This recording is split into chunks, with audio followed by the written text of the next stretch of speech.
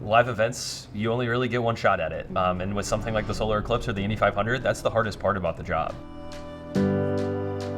Thank you all for joining us on This Is Purdue, Purdue's official university podcast. We're super excited to hear some behind-the-scenes stories from 3 Boilermakers who helped put on the Indianapolis 500. Iconic.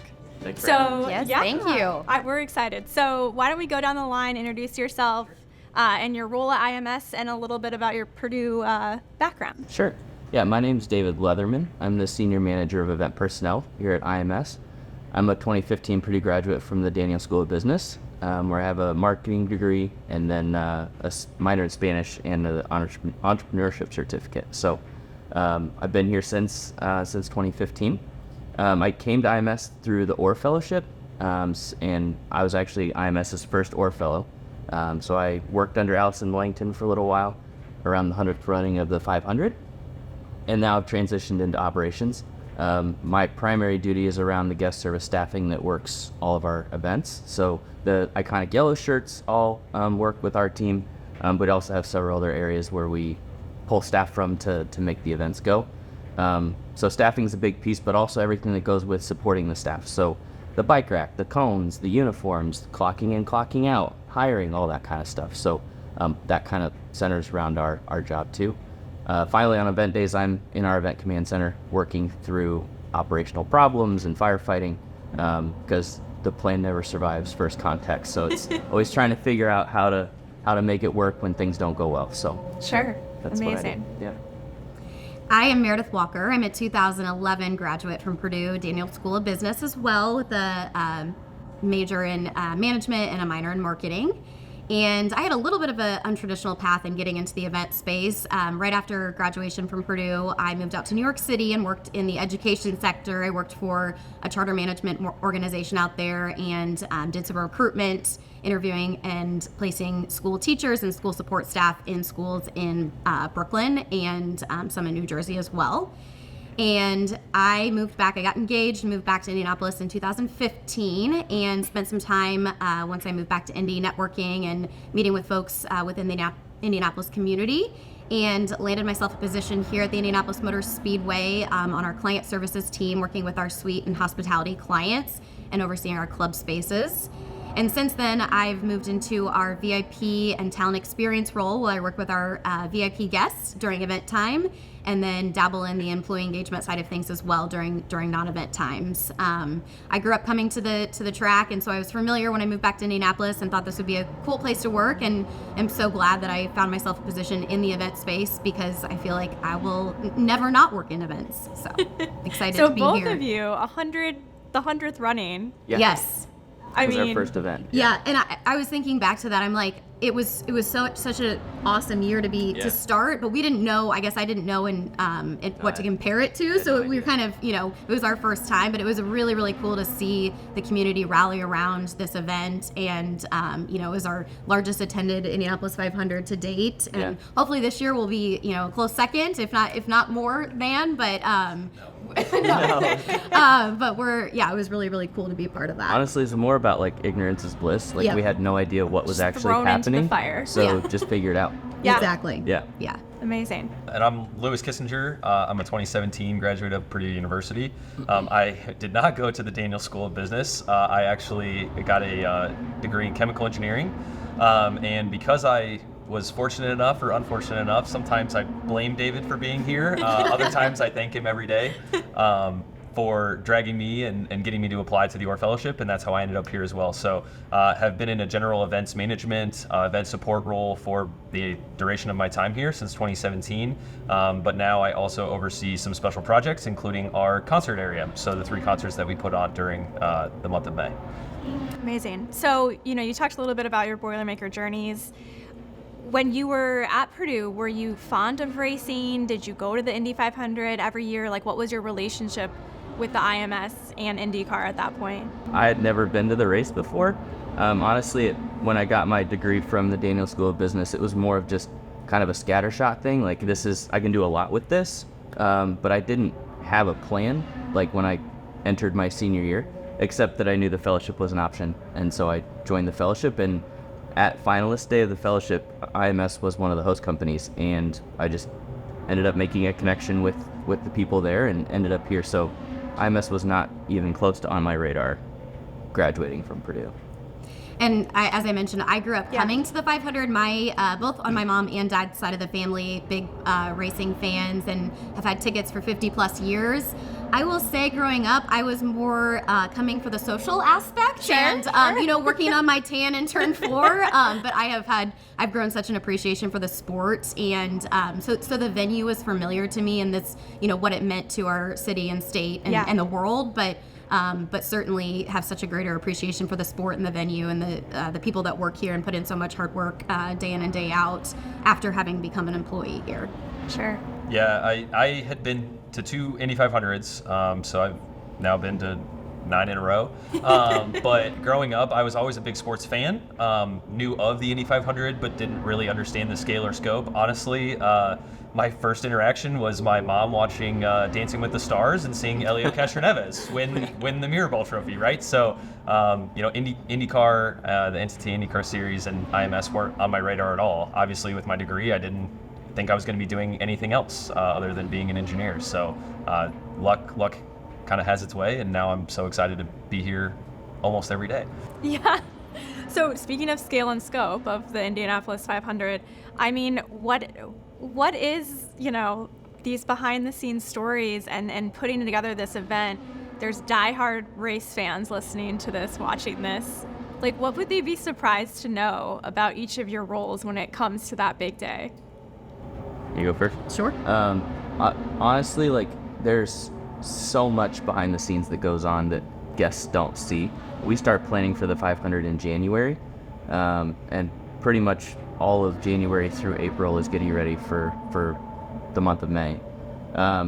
In the guest experience perspective, it takes 1,800 people just to do guest services roles on race day. And we have to do that in a variety of different ways, yellow shirts being the biggest, and safety patrol being the biggest influencer in that. But we get here at 1 in the morning on race day, and we don't go home until 8 p.m. on race day. And honestly, it's just a lot of little things coming together to make it all work. So yeah, I'd say that. And I know the IMS has had this culture of volunteerism. Mm-hmm. What would fans be surprised to know that some things are run actually by volunteers versus actual employees of IMS? So most of our staff are actually employees. So the yellow shirts, our IMS college program, are W-2 paid employees, and we have about 800 of them. We also partner with some area organizations, 501c3s, to come out and raise money. So that's the volunteerism that would kind of tie into that. But it does take many people, and most of our yellow shirts have been here for longer than I've been alive. Yeah. Our average age is in the 60s, so it's very much more like a Kiwanis Club or a Lions Club or a Rotary Club, a fraternal organization, than it is a job. The yellow shirts are a unique organization, and it's really special when you have the same safety patrol work in the same section every year, and they've made relationships with the same fans who have those renewed tickets, and everybody has their yellow shirt, their safety patrol, and we really want to capitalize on that as a part of the culture of being at IMS. So I think something that surprises me about the safety patrol too is the number of people who have worked at Eli Lilly their whole lives or have owned companies and do this as a passion project because they do care so much about it. It's not just your hourly worker, right, who's coming out to try and make some cash. It's these people who truly care about this place and want to make it better, which is why typically our scores are pretty good in our post-event surveys. Our customer service continues to grow, and that's because of people like the safety patrol and other people that work here that just put on a great experience. So that's amazing. Yeah. And then Meredith, with your role, you have the VIPs. What is the process like, deciding who's going to wave the green flag, who's going to sing the national anthem? What all goes into that? Yeah, so I work closely with our VP of Corporate Communication, Alex Damron, and he sort of is on the front end of securing that talent, working with our executive leadership team and media affiliates like NBC to figure out who we're going to plug into those honorary roles like green flag, national anthem, so on and so forth. So Alex and I partner, and once kind of we've secured that talent, it comes to me to handle all the logistics and execution from that point on. I think something that, when people say VIPs and celebrities, that can easily sound very glamorous. I think if I've done my job well by race weekend, I'm not entertaining or with any sort of VIP or celebrity.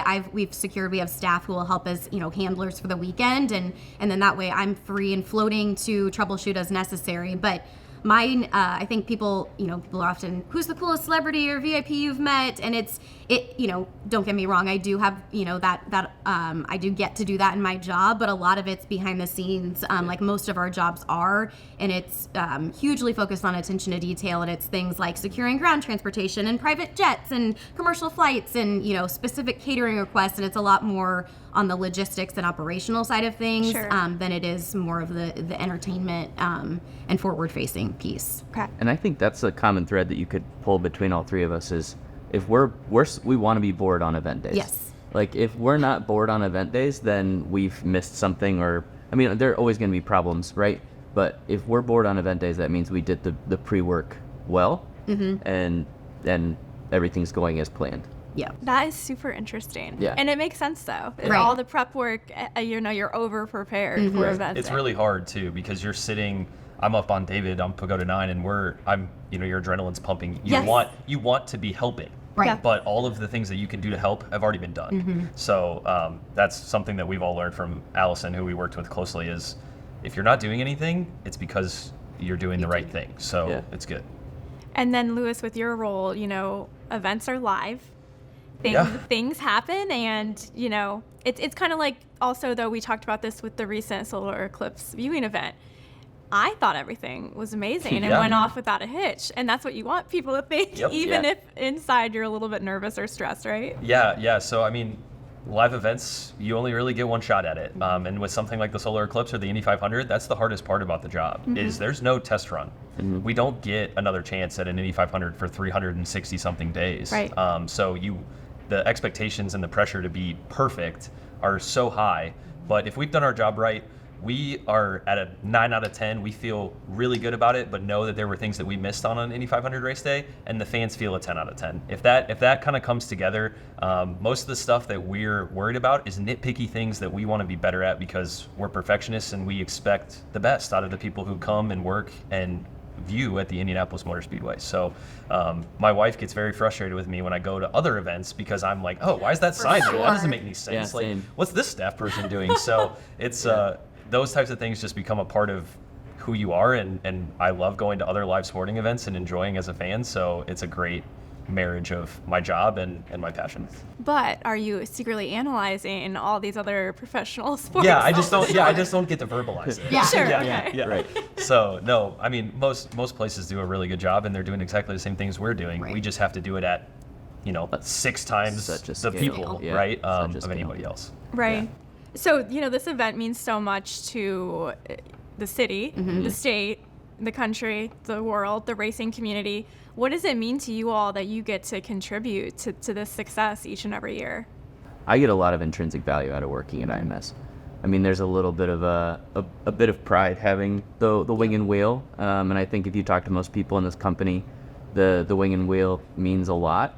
We talk about events, and it's a little bit like a drug. Like you kind of crave it. You want that chaos, and the people who are really good at events thrive in the chaos, love the chaos. I was going to say, it takes a special person, though, to Absolutely. all three of you, I can tell. Yeah. Because it's easy to lose your head. It's easy to get overwhelmed with the details of the moment. But this will be my 10th May. Mine too, yeah. Similar for you. And every year you learn a little bit something else. But I get a lot of intrinsic value out of working here, and to know that this is a lot of people's Christmas. This is Christmas Day to a large majority of our race fans, and that is it's so cool to be a part of.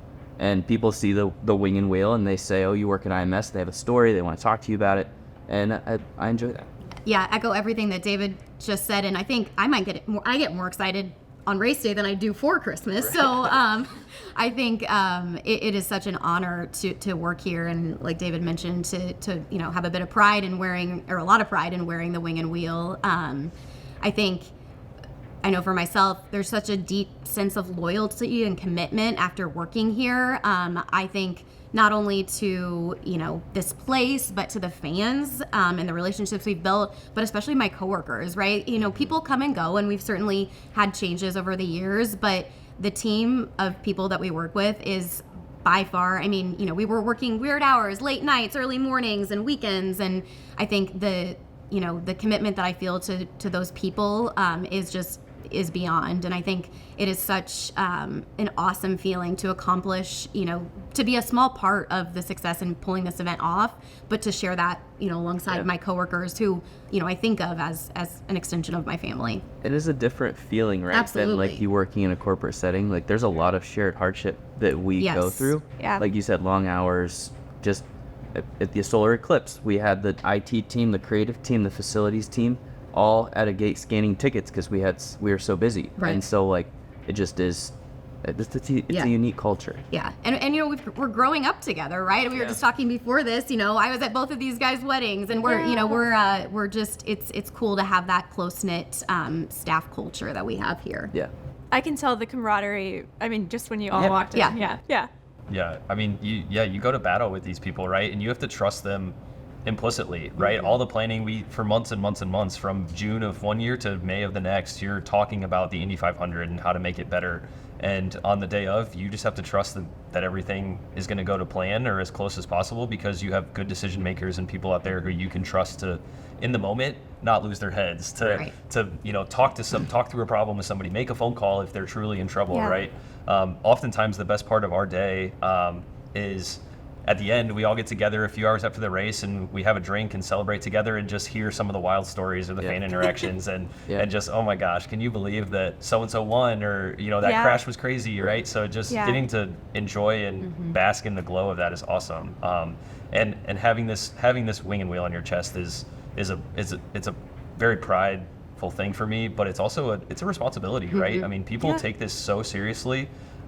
Sometimes to a level that I've never understood before. But they take it very seriously, and so we have to do the same, to make sure that they have the experience that we can provide and they expect. And when it comes to, the diehard race fans, that's one thing, but how do you all work to appeal to maybe some non-race fans or people who haven't been to the IMS before?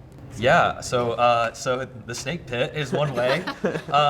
So for good or for bad, there's a lot of, we host about 20,000 people who typically don't even necessarily understand that there's a race going on out in that area, right? So the hope is, and we've seen it throughout the years, is that those ticket customers convert to general admission ticket customers and then ultimately convert to our reserve seats. So that's one way that we're trying to engage the younger community in what we do out here. But I think we've put a huge emphasis on, since the 100th running, honestly, in our engaging the arts community. Jimmy McMillan and our DEI initiatives have taken a huge step forward in the last 3 or 4 years post-COVID, right? So just trying to get people to come to the track and understand that, hey, you may not care about the racing, but there's so many other things that go on out here, or people that are involved. We have a whole PR team, we have a marketing team, creative. Like, you can do anything and work in racing, right? You don't have to drive the car. You don't have to work on the car. Or be a super big sports fan. No, not at all. Yeah, there are people who probably couldn't tell you who won last year's race that work in our office, right? I for could sure. see that. So, but that's okay, right? They want to be a part of something special, and that's how we get people to come out here and understand that this is a special place. You just have to make your own memories. Absolutely. And we're not, we are a racetrack, but we also have facilities to do a lot of other things, right? So we host probably 200 events a year that are not related to the racetrack. So dinners and, all those kinds of things.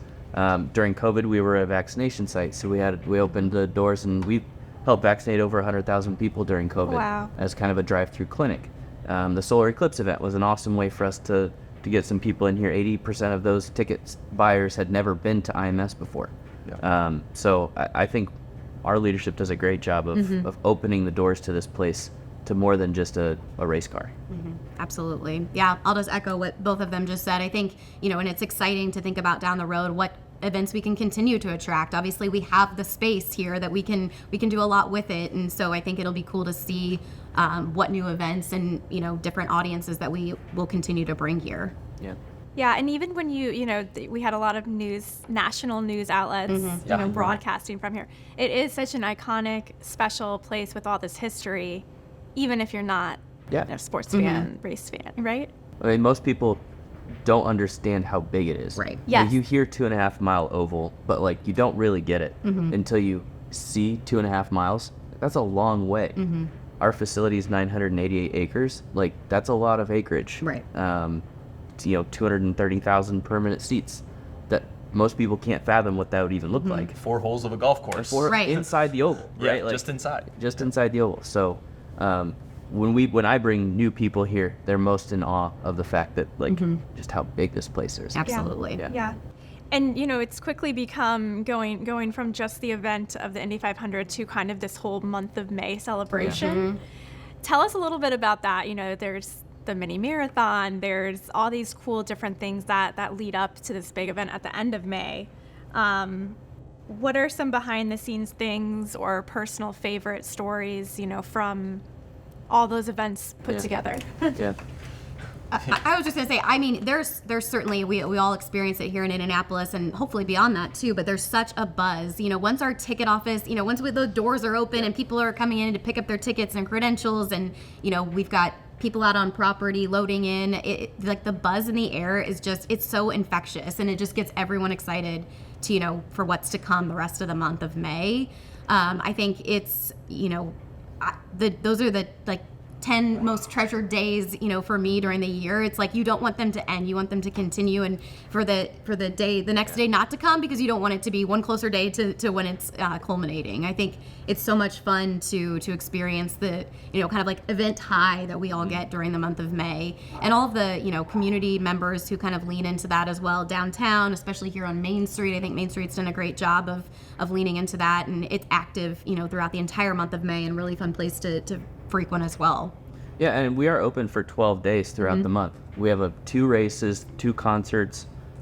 My second favorite day outside of race day is pole day. I mean, I think pole day is a lot of fun because, and it'll be again this year, there's a driver, sometimes a well-known driver, who won't make the field for the 500, and that just excitement, anticipation, I love Sunday of qualifying. That's such a fun. And we saw it last year. Yeah. They honor and respect the tradition of that, Yeah, right? right. There's certainly ways that you could go around being out of the race and just on the face of it, their values say, no, we can't do that. We're not going to. Yeah, and Graham Rahal was heartbroken. Oh, I mean, yeah. that was really hard for him last year, him being a household name and being part owner in a team, and it's Indy. It doesn't play favorites, and I just think that plays into the month of May too. Absolutely. Yeah, our sales team will tell you the month of May really starts on the first warm day of spring, because everybody starts picking up the phone and calls and says, how do we get here? How do we book this? How do we show up and be a part of this special month? So they love it, because the first day, and then especially once the first day we get cars going around the oval, we have fans out in turn 2, everybody starts to just feel that excitement. So the buzz is already picking up, and that is what kind of pushes us through the hardest part of the preparation that we're about to go through. Absolutely. Besides attending the race, what would you recommend, people start participating in, or if they're interested in other kind of month of May festivities, is there anything you would recommend to our listeners or viewers? Yes, so many different things, right? I mean, as Meredith had said too, like the Indianapolis Arts Council has done a lot of things with the arts community. 500 Fashion Fridays at the Keystone Fashion Mall. I would just, if you want to experience May, buy in. Yeah. Like, do some of the stuff that we have to offer. Put out a checkered flag. I mean, like most people do in the city, and come to more events than just race day. Yeah, I was going to say the 11 other days that we're open, are a great opportunity. Of course, we want everyone to come and experience the 500, the bucket list item. But I think, all the other days that we're open, the track activity is great and are lots of fun and provide a different feel than the Indianapolis 500 does. So I think encouraging people to come out on the other days that we're open as well. And then I think, just leaning into the ways that the community rallies and community partners activate and rally behind us, I think would be awesome. Yeah. Yeah, I mean, the first Fridays at the Harrison Center downtown is a great one that IMS is involved in, and just gets people together. Host a poach party, just have friends over and have a lemonade and dinner, right? And you can just feel the excitement. So it doesn't need to be coming to the track, right? Ideally, yeah, we want everybody to be here, but being a part of the Indy 500 is being a part of Indianapolis. And so if you're here, you're already in it, so buy in. Yeah, buy in. Yeah, I'm all in on the Fashion Fridays. I have my wardrobe is like half blue polos, half checkered print. So I think, yeah, definitely we've seen that's been a really cool thing that we've leaned into is encouraging people to dress in their 500 fashion attire, and worked with some local shops around here and have really seen some return on that. So it's really cool. Well, and the Indy local news anchors wear Yeah, the black and absolutely. white, Yeah, right? They I had dress in to spirit. do it too today. Yeah, exactly. We We like. appreciate it. So there's a lot of debate over the best spot to watch the Indianapolis 500. Yeah. I need to hear from each of you Okay. your opinion on the best spot. Honestly, to me, there isn't a debate. Oh, David. I turn one up high in E Penthouse Okay. is by far the best place to watch. You can't really buy those seats on race day because those are renewed for forever. But turn one up high, I think it's such an iconic view of the pagoda, and you can see from the short chute in the north to all the way through turn 2. So I think it's a oval turn 1.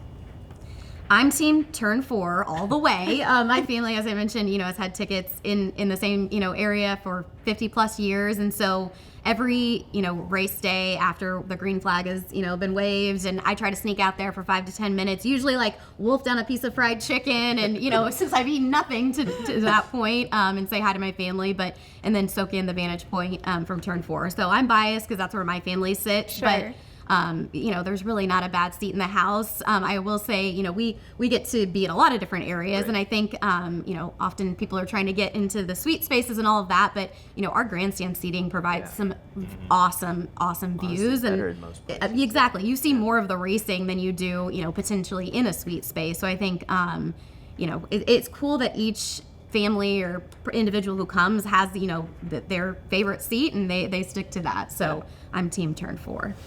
Look, if you're trying to watch the racing, I think that's fine. Yeah. But the real fun part is getting to watch the people. That's just true. Okay. Very So true. if you want to see the best people watching, you go to turn 3 on the viewing mounds, Yep. and you That's just fair. sit back and relax because Yes. you will see something you probably have never seen before. Right. Avoid the mud pits. I mean, it happens. It's what it is. It's its own culture. Yes. I Absolutely. love that we have all three have different answers on this. Yeah.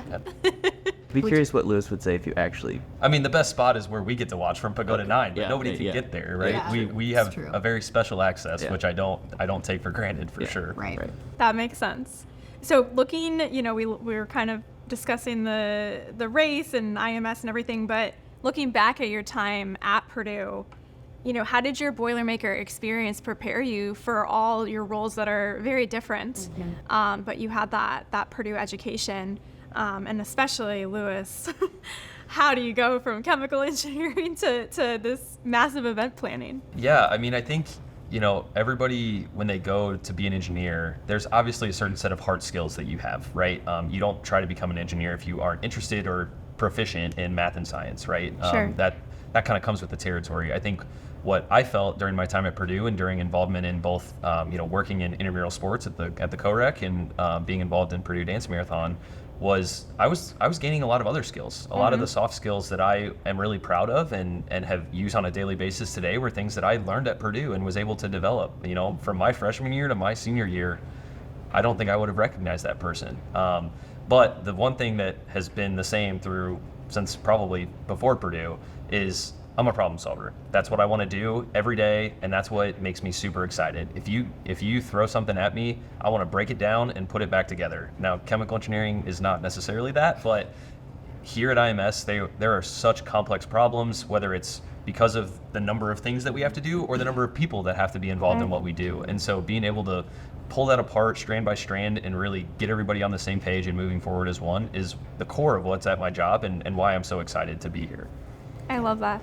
He's definitely our go-to for all the complex math Yeah, and science, and Yeah. during the pandemic, he was the go-to for all the figures we had Oh, to put gosh. together, and That was a mess. It was fun. but the engineering degree helps tremendous. Yeah, and I'm unique in this field, Absolutely. right? So that's another thing that, selfishly I take a little bit of pride in. Yeah. Not many people have my background who work Yeah, with us totally. at the track or with our other groups who come in. So it's fun to be able to provide a different perspective. Yeah. I'd build on what he said. I think the problem solving and the critical thinking skills, and then, of course, in working in groups and different teams, I think that the skills that you develop and acquire in working with groups and group settings help a lot and transfer into the workplace. But like Lewis, I think we all, kind of crave those problems, the problems that exist, and then we can go and solve. So I think, my time at Purdue definitely helped with the, that, and then the critical thinking piece. Yeah, and same as what these guys said, but also I took a lot of advantage of my time at Purdue. I was involved in intramural sports, which is how Lewis and I kind of got to know each other. I was in Purdue student government. I was a RA in Harrison my senior year. And so I think a lot of it had to do with time management and being able to, because Purdue, I did not feel constrained at all at Purdue with doing what I wanted to try and do. So the amount of opportunity that I saw and was able to take advantage of was awesome. So time management was a big piece, and in my role specifically, like helping develop some of those soft skills on how to deal with people. And in my job, you have to have hard conversations about, setting standards and maintaining standards. Sure. And I feel like Purdue is, just really sets a high standard. And so I think that helped me a lot too, is, what a high standard looks like and how to maintain that. So what are you most excited about when you think about the future of the Indy 500, the future of IMS? Anything come to mind immediately? Any upcoming events, maybe just growing the Indy 500 further? Since the 100th, I think IMS and IndyCar went through a tough spell in the early 2000s after the kart split. That was hard for the series and the venue. But since the 100th running, attendance has continued to rise. And even this year, closer and closer to that sellout level. It's a really exciting time to be in IndyCar and at the Indianapolis Motor Speedway. The place is alive again. People have the passion. We're gaining new fans. I just saw a post that somebody came to the Eclipse on Monday, and they bought tickets and camping today. And so they loved this place so much, thought it was so cool.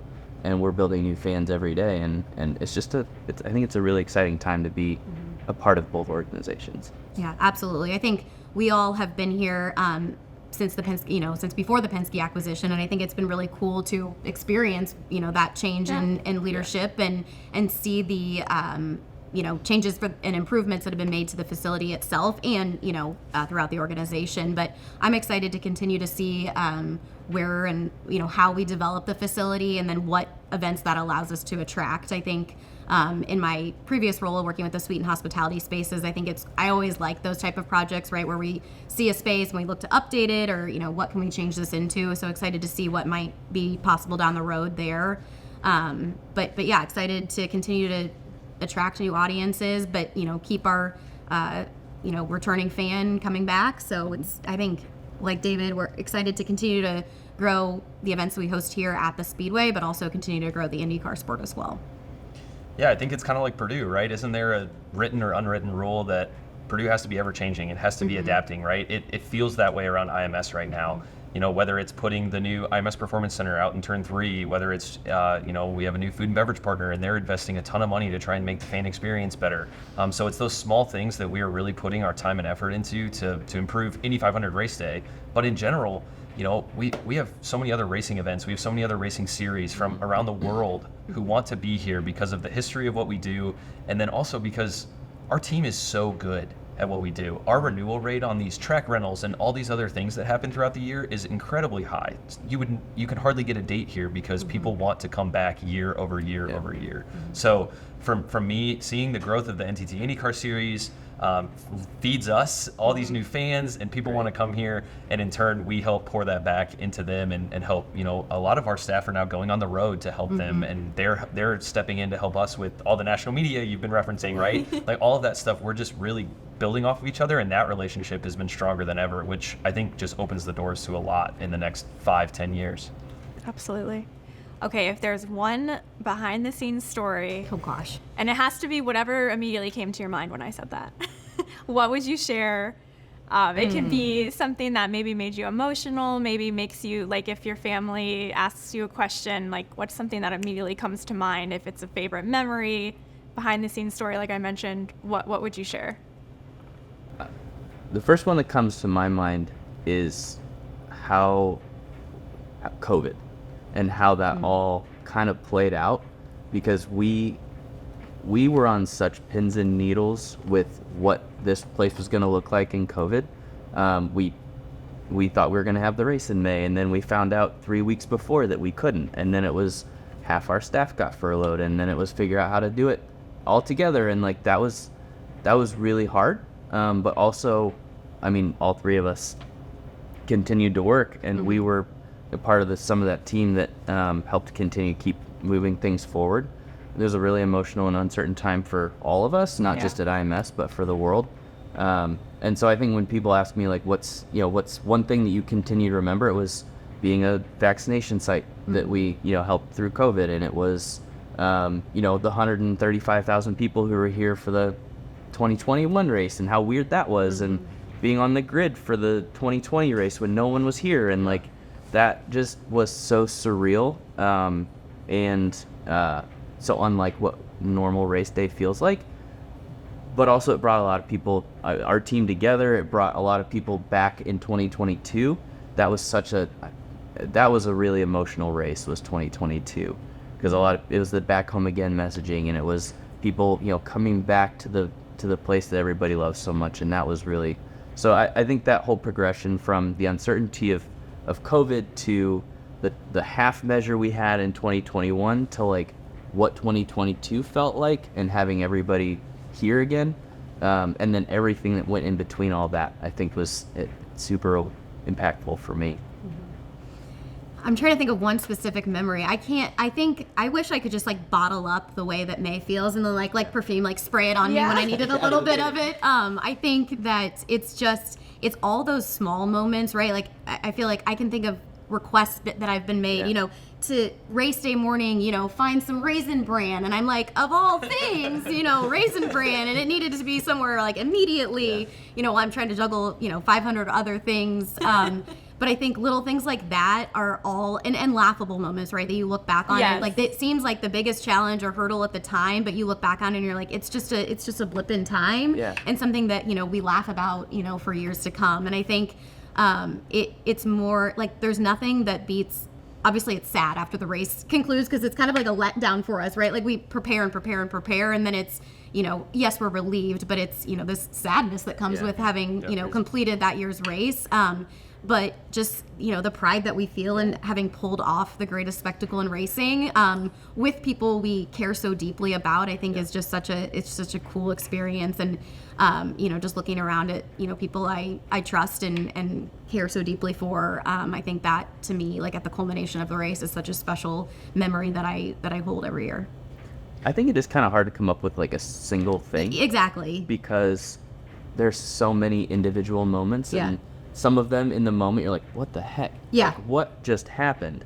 But then you have another one, or I think it's kind of hard to come up with a single moment. That makes exactly sense. Yeah. And things are flying so rapid speed that it is just like you might not even have time to stop and think about how crazy the request was or how funny it was. And so I think but it all comes together and gives us that event high that we all enjoy and crave. Yeah, I mean, some of the most special interactions, like I still remember, I think it was during a Brickyard, some kid came up to David and wanted a checkered pin button on his lanyard. He's like, yeah. And that kid had the best day, probably because of it, right? Like the smallest little thing that you can do to make a fan's day and you have no idea, right? Right. Now, in a different vein, my welcome to Indianapolis moment was the first year I was here full time. I was responsible for our glamping area. And it was crazy hot that year, and I had ordered the same amount of ice that we've ordered for 3 or 4 years before that, right? Well, it's Saturday morning, and we're out of ice. And me being new, I'm like, well, we're out of ice. Well, I'll call and get more ice tonight. Well, of course, that's not an acceptable answer. So I'm calling our food and beverage provider. I'm calling everybody. So we find a little bit of ice. Well, that night, it's 9 p.m., Saturday night before the race. We just put on the Legends Day concert at this point. And I am loading a golf cart with our executive team, interns, me, whoever was around is loading ice into a golf cart so that this group of 500 fans can have ice for race day. And that, in and of itself, one, never going to run out of ice anywhere ever again. Yep. Two, it just speaks to the type of people that we need and crave at this place, and why it's so special to work with this group of people, because from the highest to the lowest, we were all doing the exact same thing 12 hours before we opened our gates. That reminds me of, we hosted an event here a couple years ago called Lights at the Brickyard, and I, we had like an activation in the plaza where there were, fires and we burned real firewood, and more than once I was driving from my home to the Home Depot in Speedway and picking up is that what they're called? Ricks of firewood and putting firewood in the back of my trunk and then bringing it over to the Speedway. So I think it's, it takes a special type of person and someone who's willing to kind of go all hands on deck and do whatever it is that the job requires to kind of make that event what it is for our customers. So It jogged my memory on something too. Is this the Ferris wheel, or is this something? No, that was different. We'll talk about that.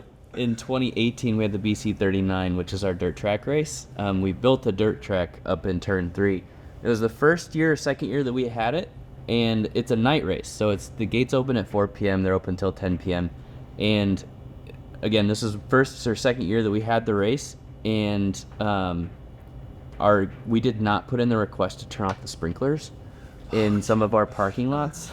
And so these are big sprinklers, like they're high pressure sprinklers to get large areas of grass. Well, we had parked cars near these sprinklers, and these cars were just getting beat up by these high pressure sprinklers. So I and a couple other people were chasing these sprinklers with blue trash cans to try to put them over the sprinklers so they stop hitting the cars. We got soaking wet.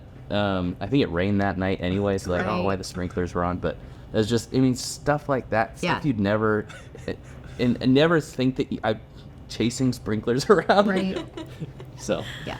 And we always joke, in the event space, you will always, no matter what position or, leadership position you're in, move tables and chairs. That is just like a given in the event sector. You're just going to be moving furniture and, or bike rack.